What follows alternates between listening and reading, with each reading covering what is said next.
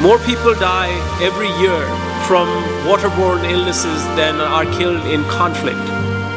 The amount of wastewater produced annually is 6 times more than the water in all the rivers of the world. Around 1 billion people do not have steady access to safe water. We literally are living in our own wastewater. The child dies every 20 seconds from diarrhea from unsafe water. In the next 10 years, 15 years, or indeed in our lifetimes, water will run out for us in some parts of the world. Water is much more precious than gold. Clean, safe and adequate fresh water is vital to the survival of all living organisms and the functioning of ecosystems, communities and economies. But the United Nations is warning that the quality of the world's water is increasingly threatened as human populations grow, industrial and agricultural activities expand, and as climate change accelerates. UN Water, a body that brings together 27 United Nations agencies and programs that deal with different aspects of water, says there is an urgent need for the global community to take on the challenge of protecting and improving the quality of our water sources. 22nd March 2010 marked World Water Day. The main worldwide event was held at the UNEP UN Habitat headquarters in Nairobi, Kenya. It was a collaboration between the two agencies. The connection also between the environment and the sustainability agenda that UNEP in a sense is tasked with, and the role of UN Habitat to look particularly at the evolution of urban centers, of how urbanization will affect the quality of life of people, I think makes us natural partners, and UN Water gave us an opportunity to jointly demonstrate how that partnership can work in practice, how our mandates correlate and in water really come together to address an issue from literally where the water comes from, how it is used and where it goes to. I wish to applaud the collaboration between UN Habitat and UNEP in putting together this important event. Our partnership under the umbrella of UN Water Task Force on wastewater management has created synergy in tackling the ever-increasing challenges posed by water pollution.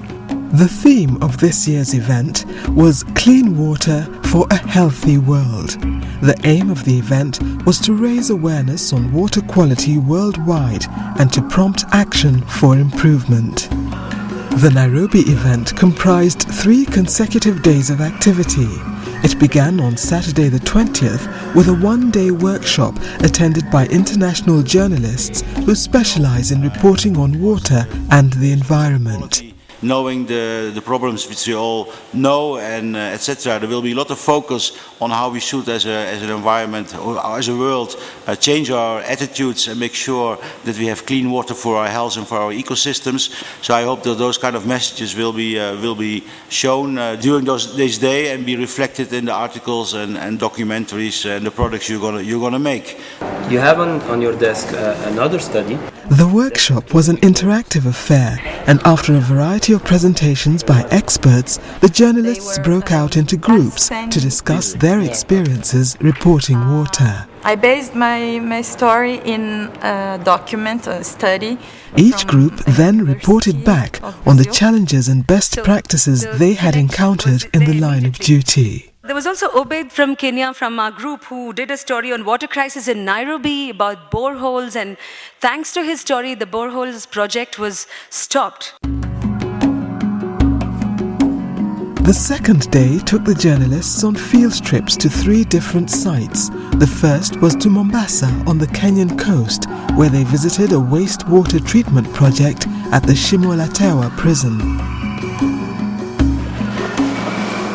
A second group of journalists flew to Kisumu, Kenya's 3rd largest city, which lies on the shores of Lake Victoria. Here they received a briefing on water resources management and water quality issues around the lake. The third group of visiting journalists took a trip to Soweto East Village in the informal settlement of Kibera within Nairobi City. Kibera is the second largest informal settlement in Africa, with more than 500,000 people living on just 250 hectares of land.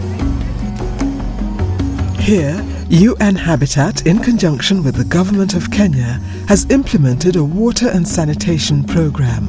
Apart from contributing to the achievement of the MDGs on water and sanitation, it is designed to control the discharge of effluent into River Ngong and the Nairobi Dam in order to restore their water quality. Before this block was built, we used what they call flying toilets, where we used plastic bags. Now we have a better quality of life. The Kibera slum borders the Nairobi Dam, an overgrown water reservoir which less than 2 decades ago was a popular recreation site and home to the Nairobi Sailing Club. Today, due to the uncontrolled discharge of effluent into the dam, it has been invaded by the rapidly spreading water hyacinth. Part of the Kibera water and sanitation activities involve the reclamation and rehabilitation of this water body. This dam will not be the same.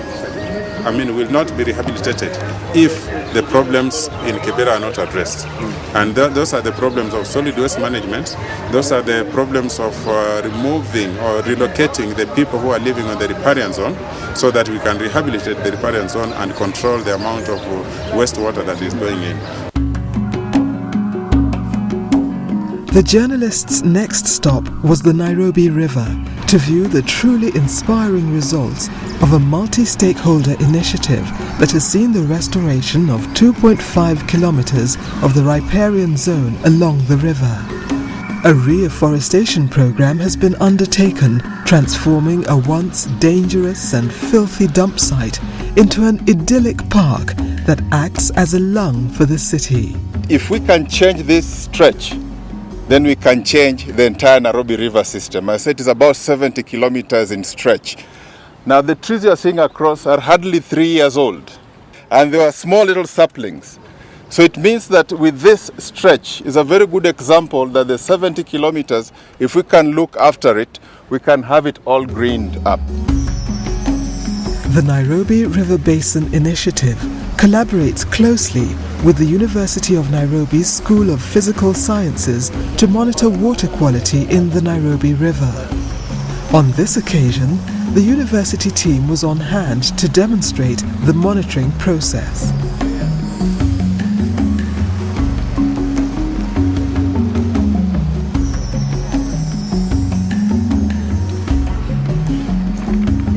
School children have also been involved in an international education and outreach program to build public awareness and involvement in protecting water resources. If the chart remains the way it is, that shows the water is clear, okay? And then if the color changes... The journalists' visits to the 3 sites proved to be an eye-opener for the participants. My field trip per se to Mombasa was an experience. And I think that I'm going back as somebody who is really much more fascinated and very impacted, to be able to deepen my report and my education and stuff in reporting on water and sanitation. It was very much a two-way street with the media that enabled us to really boost their capacity to deliver our messages. From what I could tell, we had probably more than 1,000 stories that came out, and I'm still getting people sending me clippings and from everywhere in the world. We need to have more regular interactive dialogue with the media. We need to give them the information they need to report on what we want the public to understand.